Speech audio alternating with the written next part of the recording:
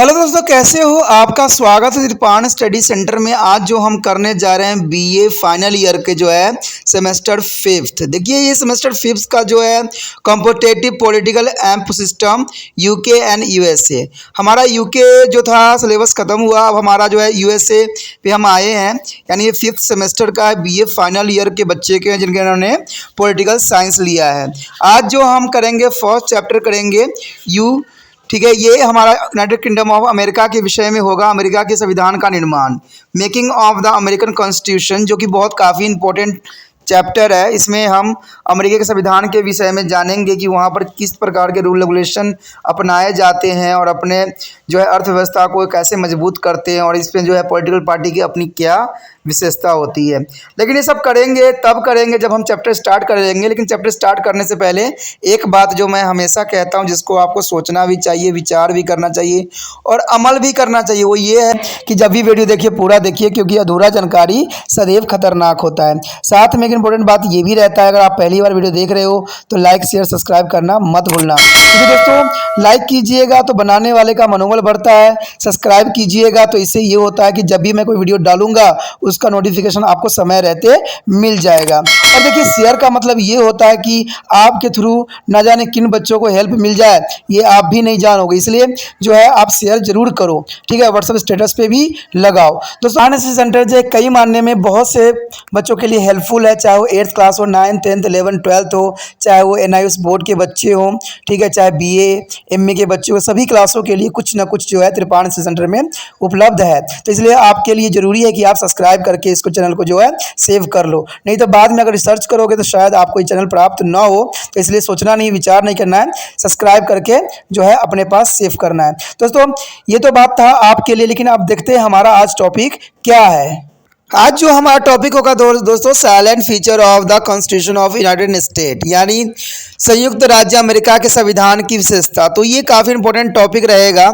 हमने अब तक जो पढ़ा था, जिसमें जो है फिलाडेल्फिया सम्मेलन का महत्वपूर्ण योगदान था, जिसमें जो है अमेरिका का संविधान तैयार किया गया था, और इस संविधान की क्या विशेषता है, इसके विषय में हम अब यहाँ पर चर्चा करेंगे।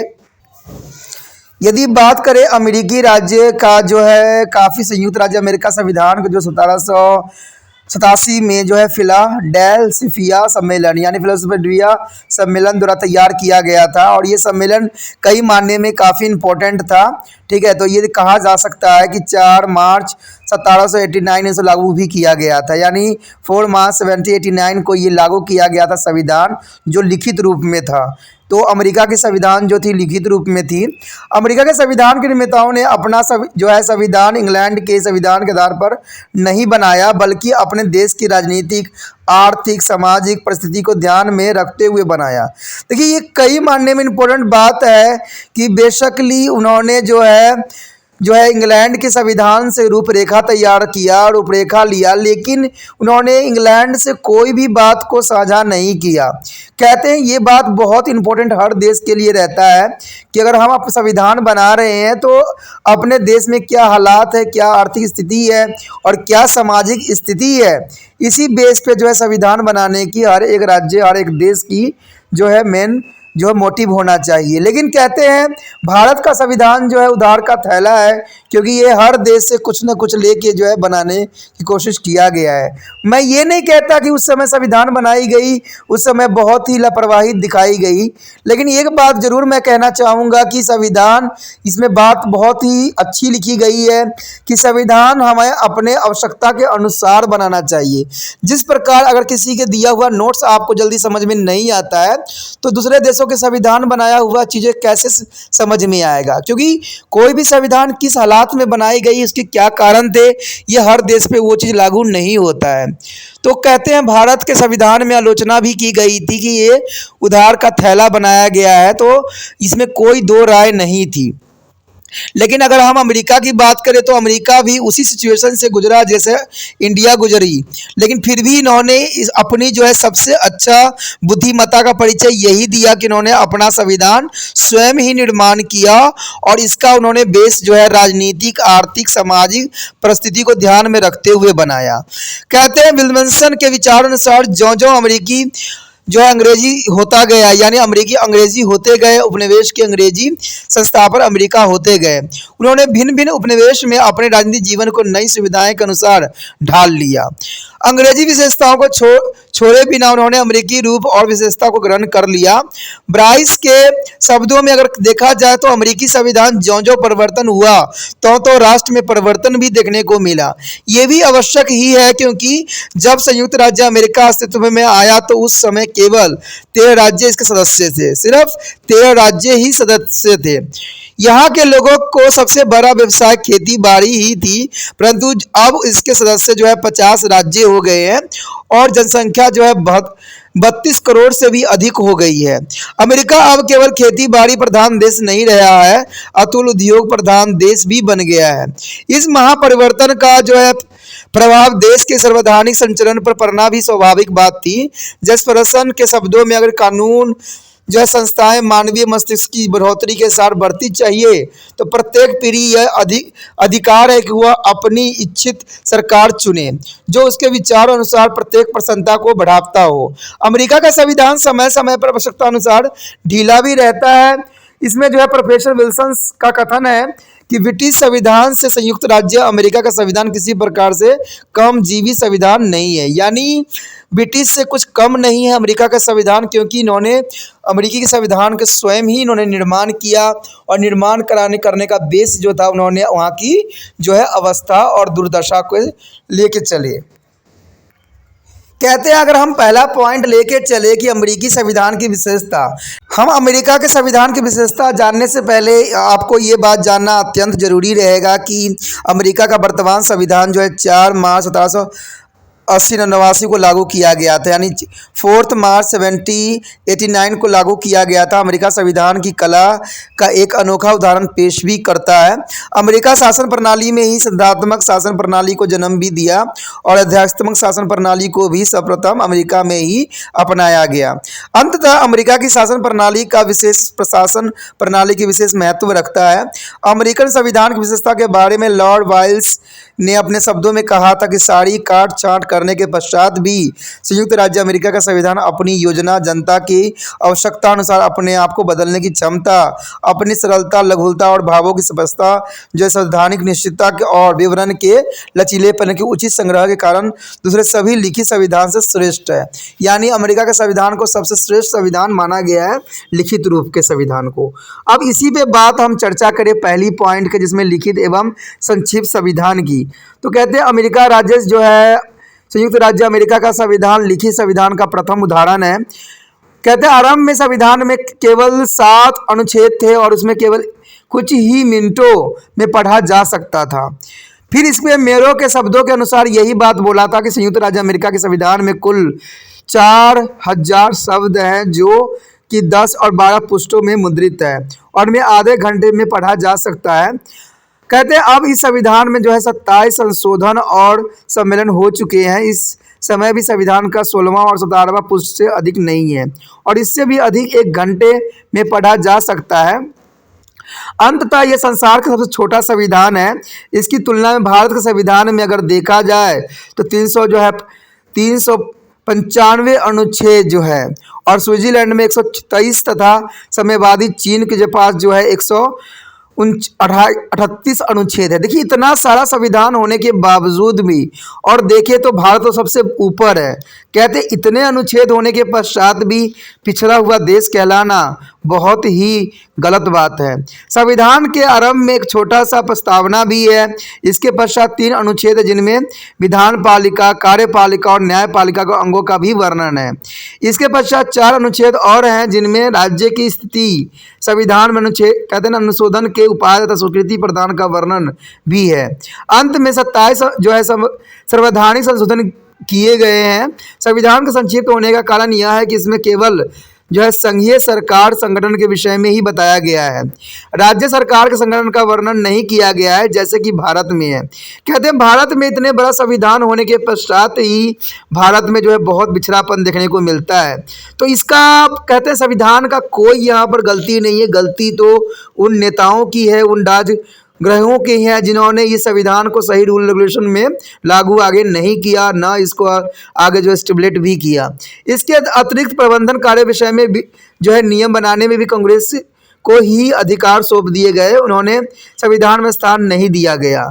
ब्रैंड ने शब्दों में कहा था कि अमेरिका संविधान केवल एक ढोंग मात्र है जिसे राजनीतिक दलों के विकास, परंपराओं और राष्ट्रीय आयातों और आर्थिक विकास के जीवन प्रदान किया है। जिंक ने भी इस बात की जो है संक्षिप्त वर्णन किया था कि संक्षिप्त संविधान की प्रशंसा करते हुए कहा कि संविधान की संक्षिप्तता उत्तरदायित्व की अपेक्षा पूंजी है और कहते हैं स्वामित्व भी इसी का परिणाम है। देखिए, अगर साफ तौर पर इस बात पे बात समझा जाए तो एक बात हमेशा यहाँ पर उभर के आई है कि संविधान की जो भी बातें लिखी गई है वो हमें सही राह पे चलने के लिए बनाई गई है, ना कि देश की जो है विकास में रुकावट डालने के लिए है।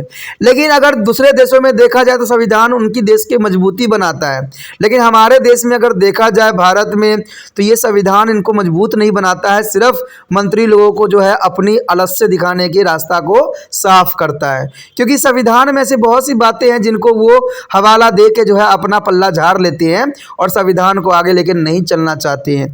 कहते हैं भारत में ऐसे से संविधान बने हुए हैं जिसका वर्णन शायद करना संभव ही नहीं है, और इतने अनुच्छेद बने हुए हैं जिसका ज्ञान होना भी संभव नहीं है।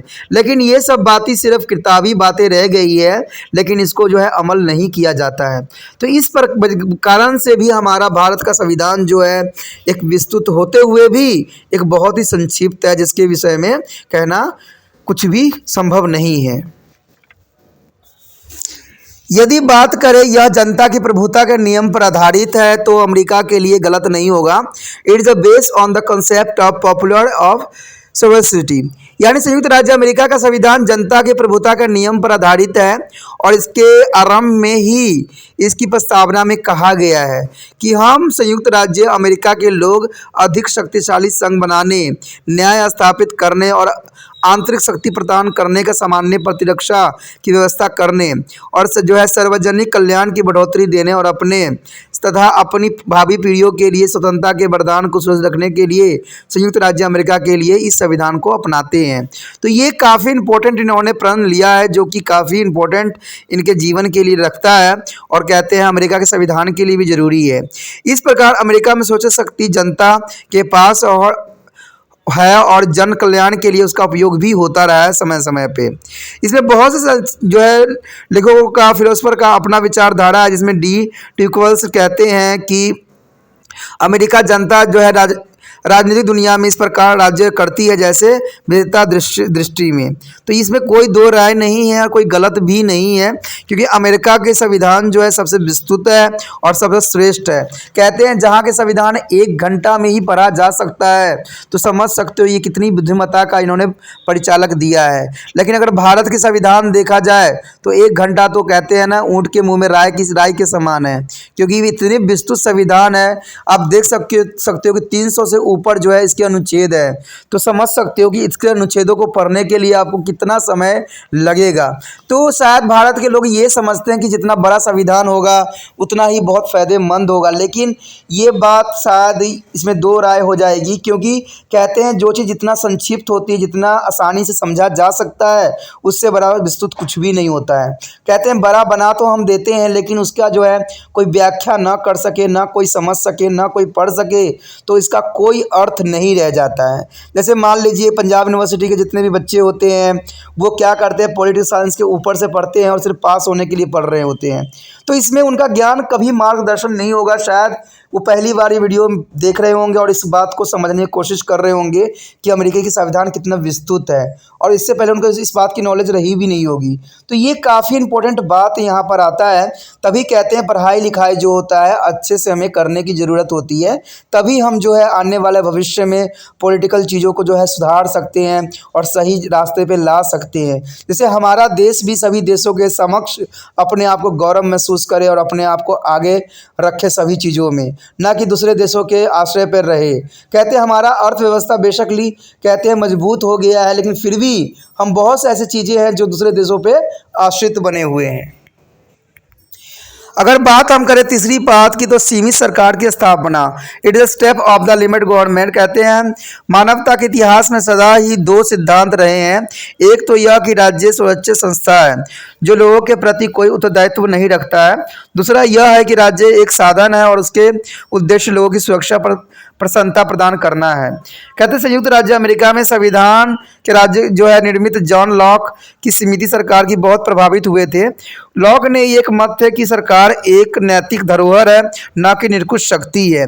अंततः नागरिकों को यह अधिकार प्राप्त हो कि वो सरकार की परिवर्तनों कर दे यदि सरकार उसके अधिकार तथा स्वतंत्रता की रक्षा करने के योग्य नहीं हो। साथ में ये भी बात बताया गया था कि उन्होंने अपने संविधान को जो मुनेरो के शब्दों में ये बात दर्शाया गया था कि संवैधानिक सीमाओं की सिद्धांत पर आधारित किया गया और एक सीमित सरकार स्थापित भी किया गया। उन्होंने एक लिखित संविधान द्वारा जो है संघीय तथा राज्य सरकार के अधिकार क्षेत्र के निश्चित भी किया कर दिया गया। संविधान को स्वच्छ कानून बनाने के लिए इसे लिखित बनाया गया और इसमें संशोधन करने का ढंग को बहुत कठिन बना दिया गया। तो बहुत इंपॉर्टेंट भी है कि कोई चीज़ रूल रेगुलेशन कठिन हो तो ही उसका फायदा रहता है। कहते हैं सीमित सरकार बनाने के लिए शक्तियों का पूर्तिकरण के सिद्धांत का नियंत्रण एवं संतुलन के सिद्धांत को अपना लिया गया। सरकार को अपने अपने अधिकार क्षेत्र में रखने के लिए जो है न्यायकारी का अधिकार भी दिए गए। सरकार की किसी निरंकुशता को बढ़ाने से रोकने के लिए जो है नागरिकों को अधिकारों को संविधान में सम्मिलित किया गया। इन अधिकारों में ना तो केंद्र और ना ही राज्य सरकार कोई हस्तक्षेप कर सकती थी। इस प्रकार संयुक्त राज्य अमेरिका में सरकार के प्रत्येक अंग की शक्तियां सीमित की गई ताकि निरंकुश सरकार का भय उत्पन्न न हो सके। तो ये काफ़ी इम्पोर्टेंट बात यहाँ पर आती है जो कि मैंने बताई आपको। उसके पश्चात है कि यह प्रतिनिधि सरकार की स्थापना करता है। तो ये भी अमेरिकी संविधान का सबसे इम्पोर्टेंट बात था कि संविधान निर्माता प्रत्येक लोकतंत्र के पक्ष में थे, क्योंकि उनका यह विचार था कि प्रत्यक्ष लोकतंत्र अमेरिका जैसे बड़े राज्य के लिए ठीक नहीं है। अंततः उन्होंने प्रत्यक्ष लोकतंत्र तथा प्रतिनिधि शासन प्रणाली की स्थापना भी की। केंद्र और राज्य का शासन जनता द्वारा चुने गए प्रतिनिधि द्वारा ही चलाया जाता था, परंतु संविधान में यह कहीं भी नहीं लिखा गया कि राज्य के प्रत्यक्ष लोकतंत्र का प्रयोग न किया जाए। इसलिए कई राज्यों में जो है जनमत संग्रह और लोगों द्वारा कानून संबंधी सुझाव और जो है प्रतिनिधित्व के वापस बुला लेने की जो है संसाधन स्थापित किया गया। यह सुझाव दिया जा रहा है कि राष्ट्रपति तथा उपराष्ट्रपति का चुनाव प्रत्यक्ष रूप से जो है मतदाता द्वारा ही होना चाहिए, न कि चुनाव मंडल द्वारा। यह भी सुझाव दिया गया कि संविधान में हुए संशोधन का जनमत संग्रह द्वारा स्वीकृति ली जाए। यह अमेरिका का सूझबूझ ही है कि राष्ट्रपति चुनाव के लिए उन्होंने जनमत संग्रह का स्वीकृति प्रदान किया। तो ये काफ़ी इम्पोर्टेंट बात यहाँ पर रखता है और ज़रूरी भी है। तो ये कहते हैं बहुत ज़रूरी था। अगर देखें 5वां पॉइंट, तो ये संगठनात्मक शासन की स्थापना करता है। It is step of the federal from to government. कहते हैं संयुक्त राज्य अमेरिका के संविधान से संगठनात्मक शासन प्रणाली की स्थापना भी की गई है। इसमें पहले जो है 13 राज्य थे, परंतु अब जो है 50 राज्य हैं। संविधान द्वारा केंद्रीय सरकार और राज्य में शक्तियों का विभाजन भी किया जाता है। कहते हैं संघीय सरकार की शक्तियां निर्धारित कर दी गई है और शेष अब संयुक्त जो है शक्तियां राज्य को ही दी गई है। शक्तियों के विभाजन पर यदि केंद्र और राज्य में कोई विवाद उत्पन्न होता है तो उसका निर्णय करने का अधिकार सर्वोच्च न्यायालय को दिया जाता है और सर्वोच्च न्यायालय ही सभी चीज़ों की फैसला यहाँ लेता है।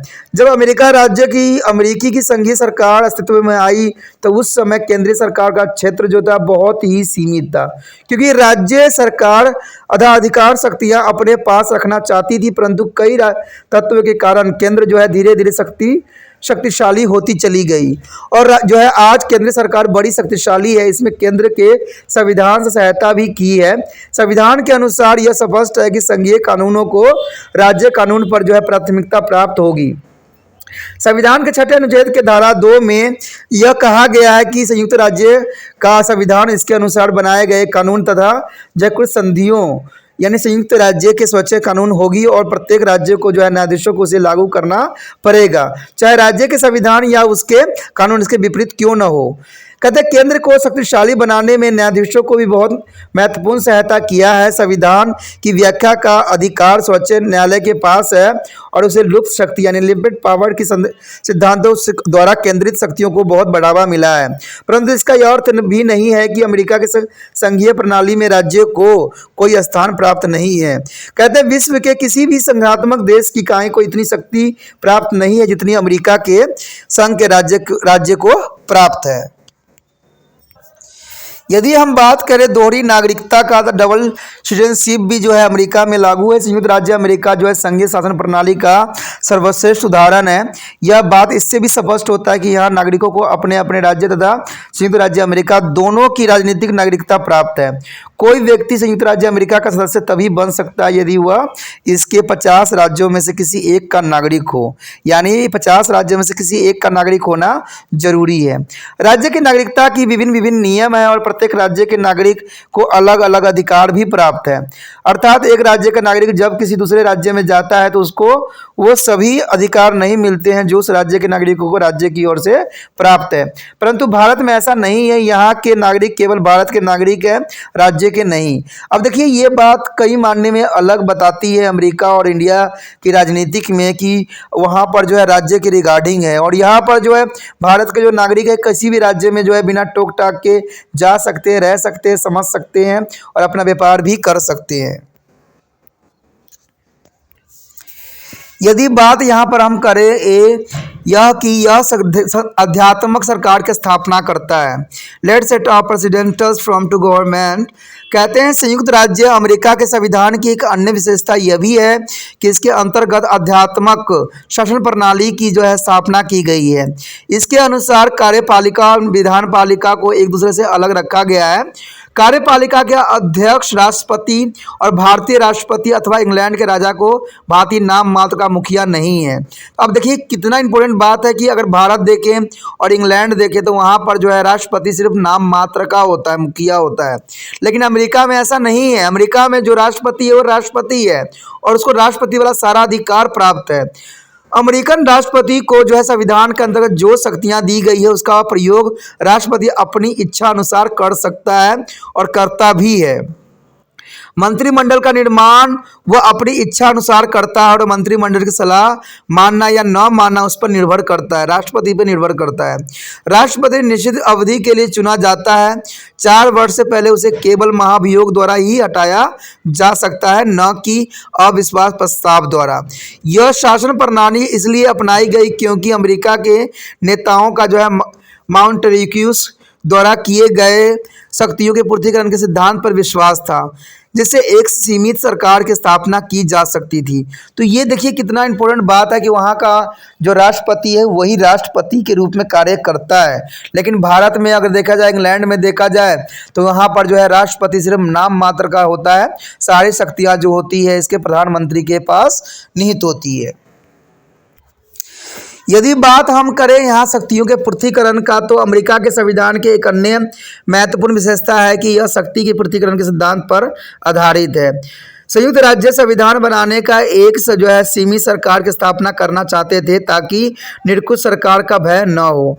इस लक्ष्य के लिए शक्तियों के पृथक्करण का सिद्धांत अपनाया गया।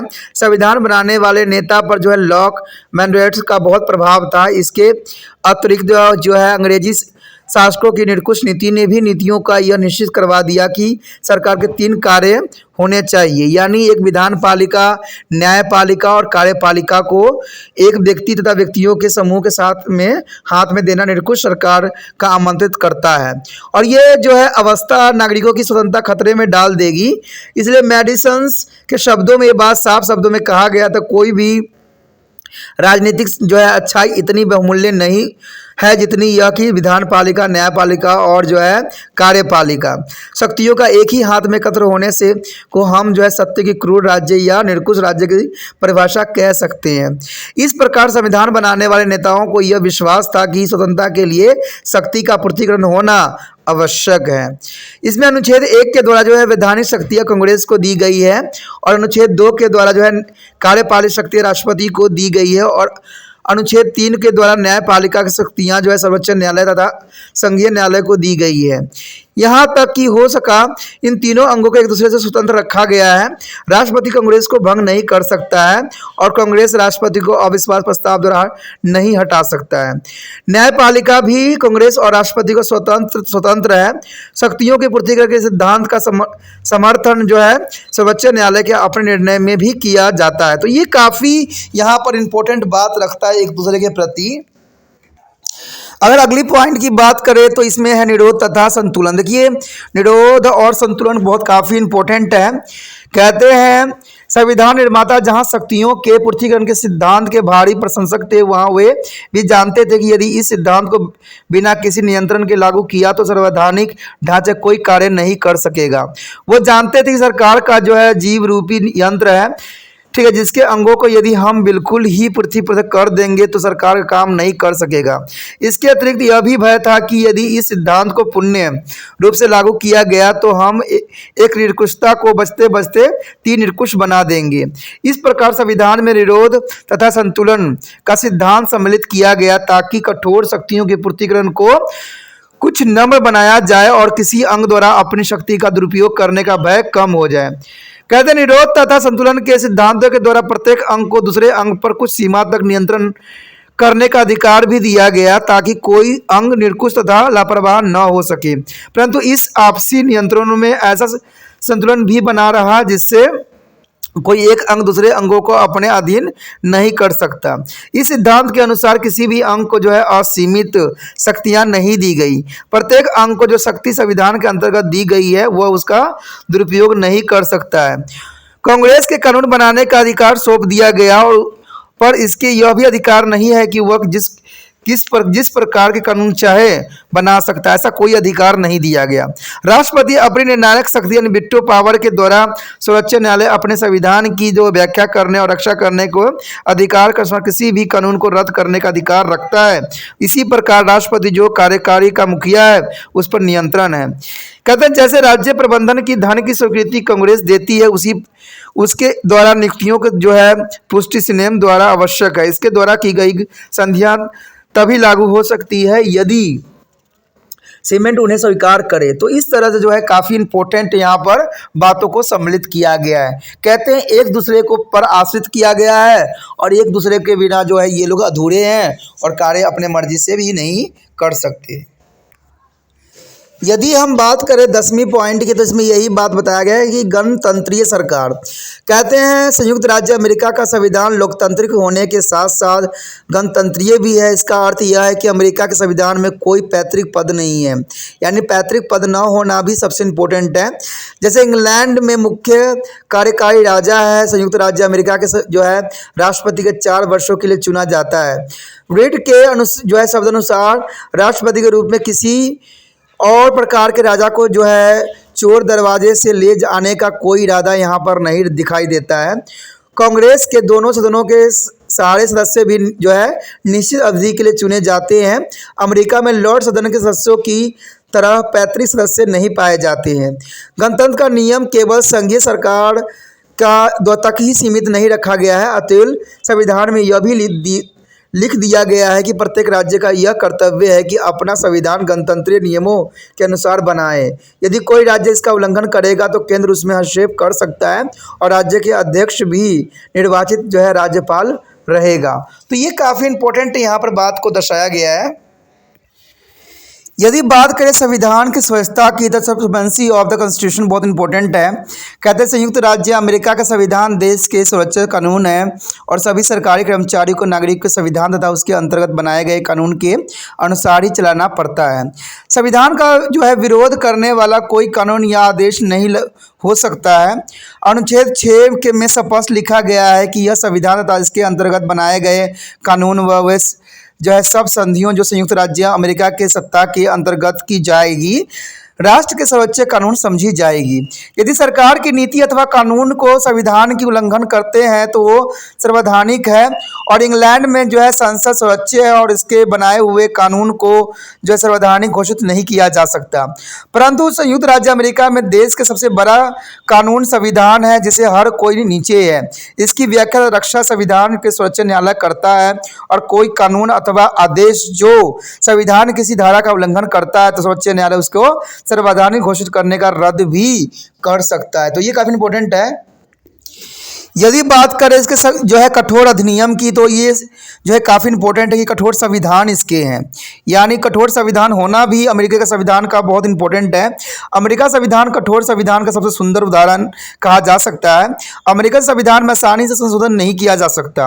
अमेरिका के संविधान में संशोधन सरल विधि नहीं किया जा सकता, जबकि इंग्लैंड का संविधान लचीला है और इसमें सरल विधियों के संशोधन किया जा सकता है। अमेरिका में संविधान में संशोधन करने के लिए कांग्रेस के दोनों सदनों का 2/3 के बहुमत से संशोधन प्रस्ताव को पास करना होता है तथा 3/4 राज्य के द्वारा उसका जो है पुष्टिकरण होना आवश्यक है। यही कारण है कि अब तक केवल 27 संशोधन हो चुके हैं। इनमें से 10 संशोधन जिनका संबंध आरंभिक अधिकारों से है तथा पहले 2 वर्षों में हो गए थे। इसलिए इस समय में जो है वास्तव में 17 संशोधन ही हुए हैं। निसंदेह संविधान बनाने वाले संशोधन के ढंग को बड़ा सरल तथा कम कठिन कहते थे, परंतु आज यह संविधान संसार का कठोरतम संविधान बन गया है और इस कठोरता के 2 बड़े कारण हैं जिसके संविधान बनाने वाले नेता ने नहीं सोचा था। ये है कांग्रेस की संख्या का बढ़ना और संयुक्त राज्य अमेरिका के सदस्य राज्यों की संख्या में वृद्धि। उस समय कुल जो है 13 राज्य सिर्फ सदस्य राज्य थे, परंतु अब जो है 50 राज्य हैं और उस समय जो सिमटे 26 सदस्य थे और आज जो है 100 से अधिक सदस्य इसमें सम्मिलित हैं। यदि बात करें इसके हम न्यायपालिका की स्वच्छता होने की, तो कहते हैं प्रत्येक राज्य में कोई ऐसा सुरक्षित संस्था होती है जिसे निर्णय अंतिम होते हैं और इसे कोई रद्द नहीं कर सकता है। इंग्लैंड में ये स्वच्छता संसद के पास है और संयुक्त राज्य अमेरिका में संविधान का स्वच्छता जो है प्राप्त है। संघात्मक राज्य में जो है न्यायपालिका की स्वच्छता एक आवश्यक तत्व है, क्योंकि संघात्मक राज्य का अस्तित्व लिखित संविधान पर आधारित होता है। इसलिए इस संविधान का अंतिम व्याख्या करने का अधिकार जो है न्यायपालिका को देना आवश्यक है। इसके अतिरिक्त संविधान के अनुसार केंद्र तथा राज्य के बीच शक्तियों को बंटवारा भी होता है। इन अधिकारों को संबंधित दोनों सरकारों में झगड़े खड़े हो जाते हैं और कहते हैं इससे जो है संबंधित अंतिम निर्णय करने के लिए भी एक निष्पक्ष और स्वच्छ न्यायाधिकारी का होना आवश्यक होता है। और इस प्रकार जो संघात्मक राज्य में न्यायाधिकारी यहाँ संविधान की व्याख्या करता है, वहाँ इसकी रक्षा भी करता है। तो ये काफ़ी इंपॉर्टेंट बात यहाँ पर जो है जरूरी है। यदि बात यहाँ पर करें अधिकार बिल का, तो कहते हैं 1787 में जब संविधान बना उसमें नागरिक को अधिकार का कोई वर्णन नहीं किया गया था। इसलिए कई राज्य में नए संविधान को स्वीकृति देने से इनकार भी कर दिया गया था। संविधान निर्माताओं ने अपनी भूल को अनुभव किया और वह वचन दिया कि संविधान लागू होने से शीघ्र ही पश्चात अधिकार पत्र जो है संविधान में सम्मिलित किया जाएगा। वचनबद्धता अनुसार संविधान के 2 वर्षों में संविधान में 10 संशोधन करके नागरिकों के मूल्य अधिकार को संविधान में सम्मिलित किया गया। यहाँ पर अगर देखा जाए तो संयुक्त राज्य अमेरिका के संविधान संसद का पहला संविधान था जिसमें नागरिकों के अधिकार का वर्णन किया गया है। तो इसमें जो है यहाँ दिया गया कि पहले संशोधन के अनुसार धार्मिक पूजा करने की स्वतंत्रता, शांतिपूर्वक एकत्र होने तथा सरकार की प्रार्थना को अधिकार दिए गए थे। दूसरी बात थी कि दूसरे संशोधन के अनुसार नागरिकों को शस्त्र रखने का अधिकार भी दिया गया था।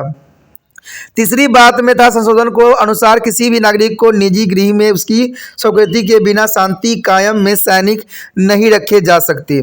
चौथी बात था कि संशोधन में नागरिकों को यह अधिकार दिया गया कि नागरिकों को व्यक्तिगत जीवन, उसके घर, उसकी संपत्ति की रक्षा होगी जिसकी अनावश्यकता जो है तलाशी या उसकी स्वीकृति के नहीं किया जा सकेगा। 5वें संशोधन में यह भी निश्चित किया गया कि बड़े बड़े अपराधों का निर्णय न्याय सभा के बिना नहीं किया जा सकता। 6ठे बात में किया गया कि संशोधन के अनुसार प्रत्येक नागरिक को जो है न्याय सभा द्वारा खुले रूप से न्याय लेने का अधिकार है, जहां की जो है अभियोग का जो है मूल्य $20 से ऊपर हो।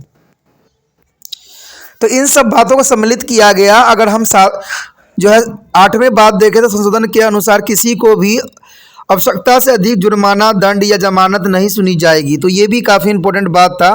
अगर 8वां संशोधन देखा जिसमें 9वें रूप में लिया गया या 10वें संशोधन में बहुत ही महत्वपूर्ण बात कही गई थी कि 9वें संशोधन में कहा गया कि संविधान में अधिकारी को लिखे जाने का यह तात्पर्य नहीं है कि नागरिक को अपने निजी अधिकार समाप्त कर दिए गए हैं। 10वें संशोधन में इसके स्पष्ट करने के लिए कहा गया कि वह अधिकार तथा शक्तियों जो संयुक्त राज्य अमेरिका को या तो राज्य को नहीं दी गई है पर उन पर जो है नागरिक का अधिकार भी है। है। इस प्रकार संयुक्त राज्य अमेरिका के जो है प्राथमिक अधिकारियों की भारत के प्राथमिक अधिकारियों में विभिन्नता है। भारत के नागरिकों को केवल वही अधिकार प्राप्त है जिसका वर्णन संविधान में दिया गया है। तो ये काफ़ी इंपॉर्टेंट बात था अमेरिकी के संविधान की जो नागरिकों को दिया गया था। यदि बात इसके हम करें अगले विकसित संविधान की, तो इसमें यही बात आया है कि अमेरिका का संविधान लिखित होने के बावजूद विकसित संविधान है और समय की आवश्यकता के अनुसार जो है अमेरिकी संविधान का विकास होता ही रहता है। राष्ट्रपति विल्सन का कहना है कि अमेरिका का संविधान भी ब्रिटिश के संविधान की तरह जीवित विधान है ही है। तो ये काफ़ी इंपॉर्टेंट बात इन्होंने कहा था कि ये जीवित है और सच्चाई में इस बात की सार्थकता भी सिद्ध होती है। अगर बात करें हम अगला पॉइंट की जिसमें द्विसदनीय प्रणाली बताई गई है, तो कहते हैं अमेरिका के संविधान को एक महत्वपूर्ण विशेषता यह है कि यहाँ पर इंग्लैंड की भांति द्विसदनीय प्रणाली की अपनाया गया है। कांग्रेस के 2 सदन हैं जो है प्रतिनिधि सदन हाउस ऑफ रिप्रेजेंटेटिव्स तथा सीनेट। प्रतिनिधि सदन का जो है कांग्रेस का निम्न सदन होता है। आजकल इसकी सदस्यों की संख्या जो है 435 है और इसके जो है सदस्य जनता द्वारा चुने जाते हैं। प्रतिनिधि सदन जो है समस्त राष्ट्र का प्रतिनिधित्व करता है और सीनेट कांग्रेस का जो है ऊपरी सदन है और यह राज्य के प्रतिनिधित्व करता है। इसकी सदस्यों की संख्या 100 है और प्रत्येक राज्य इसमें से 2 प्रतिनिधि चुन कर भेजता है और सीनेट ऊपरी सदन होने के बावजूद भी प्रतिनिधि सदन को जो है अधिक शक्तिशाली है। यदि बात हम करें इसके संविधान नागरिक शक्ति के जो है नैतिकता का, तो वो बात तो बाद में की जाएगी। पहले तो हमें ये जानना जरूरी है कि दूसरा सदन जो है अधिक शक्तिशाली कैसे है, यानी दूसरा सदन अधिक शक्तिशाली। हम जो कहते हैं अमेरिकन संविधान की एक विशेषता यह है कि दूसरे सदन के अधिकारी शक्तिशाली बनाया गया है। अधिकांश देशों में संसद का निम्न सदन शक्तिशाली है और ऊपरी सदन बहुत ही निर्बल सदन होता है। लेकिन इंग्लैंड में लॉर्ड सदन और भारत में राज्यसभा काफ़ी निर्बल सदन है और स्विट्जरलैंड और सोवियत संघ में दोनों सदनों की शक्ति सामान्य है। परंतु अमेरिका में सीनेट न केवल प्रतिनिधित्व सदन से अधिक शक्तिशाली है बल्कि संसार के सभी सदनों से अधिक शक्तिशाली है। सीनेट को राष्ट्रपति मिलकर कुछ काम कर सकते हैं, सीनेट और प्रतिनिधित्व सदन मिलकर भी कुछ काम कर सकता है, परंतु राष्ट्रपति और जो है प्रतिनिधि सदन मिलकर सीनेट को अलग रख कर कोई भी कार्य नहीं कर सकता। अंततः दूसरे सदन को अधिक शक्तिशाली बनाना इस संविधान की मुख्य विशेषता में से एक थी। यदि इसका बात करें संविधान नागरिक शक्ति के सैनिक शक्ति पर स्वच्छता देता है, तो ये बहुत काफ़ी इंपॉर्टेंट बात रहेगा। अमेरिका का संविधान बनाने वाले सैनिक शक्ति की निरंकुश शक्ति बनाने का एक बहुत बड़ा जो यत्न समझे जाते हैं। एक विचार इसके मन में जॉर्ज द्वितीय ने दुर्व्यवहार से बना था।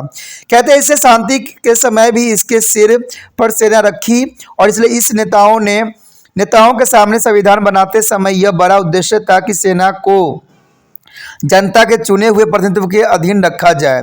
इसलिए राष्ट्रपति तथा कांग्रेस को इस जो है सैनिक शक्ति दी गई। राष्ट्रपति सेनाओं का मुख्य सेनापति होता है और युद्ध तथा शांति की घोषणा केवल कांग्रेस ही कर सकती है। सैनिक जो है व्यय के लिए धन की जो है स्वीकृति 2 वर्ष से अधिक के लिए नहीं दी जा सकती है और इस प्रकार संविधान की इस बात की गारंटी दी गई कि शांति का अधिकार दिया गया। तो ये काफ़ी इंपॉर्टेंट बात था। अगर हम बात करें अगला प्रथाओं का, तो कहते हैं यद्यपि अमेरिका का संविधान लिखित संविधान माना है और यद्यपि यहाँ पर अनेक महत्वपूर्ण प्रथाओं का विकास भी हुआ है।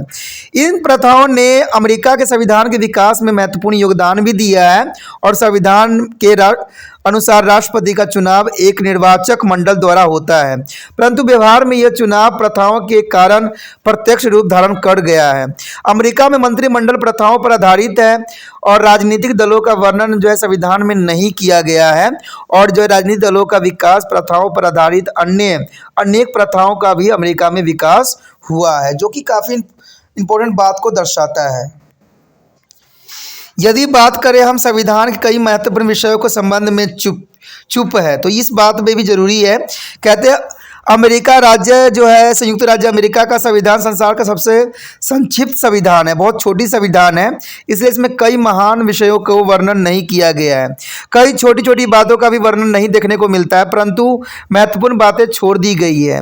मुनेरो का कहना है कि संयुक्त राज्य अमेरिका के संविधान की विशेषता इसमें दी गई बातों के कारण ही नहीं बल्कि इस कारण भी है कि इनमें कई महत्वपूर्ण बातों को छोड़ भी दिया गया है। संविधान में किसी भी राजनीतिक दल, शिक्षा, बैंकों कारपेंटर पेंशन बजट बनाने और प्रतिनिधि सदन के अध्यक्षता शक्ति के संबंध में एक भी शब्द नहीं कहा गया है। तो अमेरिका के द्वितीय सदनीय विधानमंडल है, परंतु किसी भी कानून संबंध पड़ी हुई आचरण को सुलझाने के लिए जो है उचित विधि नहीं बताई गई है।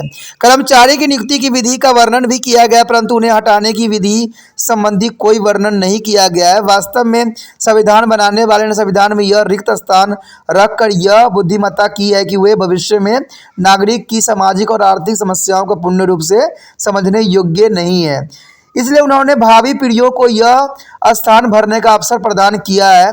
तो ये सब बातें काफ़ी इंपॉर्टेंट यहाँ रखता है। अगर बात हम करें लूट प्रथा की, तो कहते हैं अमेरिका संविधान की यह विशेषता लूट प्रथा है।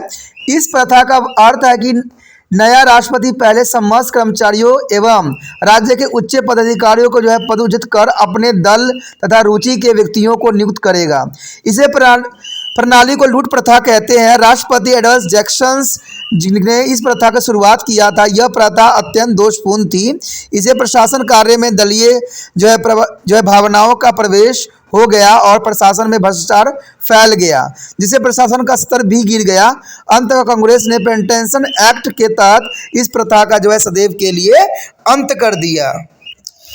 उसके पश्चात अगर बात आती है यहाँ प्रत्येक राज्य का अलग संविधान, तो कहते हैं अमेरिका के संविधान की एक महत्वपूर्ण विशेषता यह है कि प्रत्येक राज्य को अपना संविधान बनाने का अधिकार दिया गया है, जबकि भारत में यह अधिकार केवल जम्मू कश्मीर को ही दिया गया था। ठीक है, जिस संविधान की विशेषता का वर्णन हमें ऊपर किया है वह केवल संघात्मक सरकार का संविधान है। प्रत्येक राज्य को अपना संविधान दो सीमाओं के अंदर बनाने का अधिकार दिया गया है। ये दो सीमाएं हैं, किसी राज्य का संविधान संघात्मक संविधान के विरुद्ध नहीं हो सकता है, अर्थात दूसरा जो होगा प्रत्येक राज्य को गणनात्मक प्रणाली अपनानी होगी। इस प्रकार अमेरिका में इस समय जो है 51 संविधान है और एक संघात्मक सरकार का और 50 राज्य सरकार के हैं। तो ये काफ़ी इंपॉर्टेंट बात रखता है। अगर बात करें हम कानून की यथाउचित प्रक्रियाओं के बारे में, ड्यू प्रोसेस ऑफ लॉ के ऊपर, तो कहते हैं अमेरिका में कानून की यथोचित प्रक्रिया ड्यू प्रोसेस ऑफ लॉ के सिद्धांत को अपनाया गया है, जबकि भारत में कानून द्वारा निर्धारित प्रक्रिया यानी process of established by the law को अपनाया गया है। कानून को यथोचित प्रक्रिया कांग्रेस की अपेक्षा जो है न्यायपालिका को अधिक महत्व देती है और इस सिद्धांत के अनुसार न्यायालय को यह अधिकार प्राप्त है कि कानून अपनी प्रक्रिया और अंत विषय में प्राकृतिक न्यायालय के सिद्धांतों का उल्लंघन करता है उसे अवैध घोषित कर सकता है। और इस सिद्धांत के अंतर्गत जो है न्याय कानून का औचित्य जांच केवल कानूनी पद्धति के अनुसार ही नहीं करते बल्कि कानून के अंतर विषयों के आधार पर भी किया जा सकता है। तो दोस्तों इसी के साथ हमारा इस चैप्टर इंपॉर्टेंट था, खत्म हो गया है। दूसरा चैप्टर जो काफ़ी इंपॉर्टेंट था पॉलिटिकल साइंस का, ठीक है, इसमें हमने बहुत कुछ जाना। ये 5th सेमेस्टर का था, ठीक है, फाइनल ईयर वाले बच्चों के लिए था।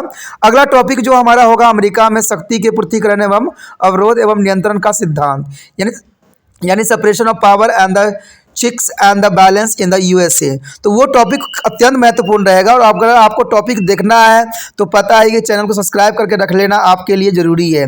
अगर चैनल सब्सक्राइब नहीं रहेगा तो आपको जो है अगला वीडियो का नोटिफिकेशन आपको नहीं मिलेगा और आप कई वीडियो से जो है अनभिज्ञ रह जाओगे, नहीं समझ में आएगा और आप जो हो गए उसमें एग्जाम में करने लायक नहीं रह पाओगे। तो इसलिए जितना हो सके सब्सक्राइब कर लीजिए और सब्सक्राइब करना तो है ही है, प्लस अपने दोस्तों के साथ भी शेयर करना है जिससे कि दूसरे बच्चों को भी इस वीडियो का फ़ायदा मिल सके और सही मार्गदर्शन सही ज्ञान प्राप्त कर सके। क्योंकि त्रिपाण सेंटर का ये भी एक मकसद है कि हर एक बच्चे को जो है सही ज्ञान सही विचारधारा के साथ जो है आगे बढ़े, जिससे हमारे देश की जो है भविष्य मजबूत हो और स्ट्रांग हो। तो इसके लिए आपको कुछ भी नहीं करना है, ना तो बच्चों को रिक्वेस्ट करना है, ना आपको इतना बहुत बड़ा कोशिश करना है। सिर्फ आपने इतना ही काम करना है कि सिर्फ YouTube से जो है लिंक को कॉपी करना है और व्हाट्सएप स्टेटस पे लगा देना।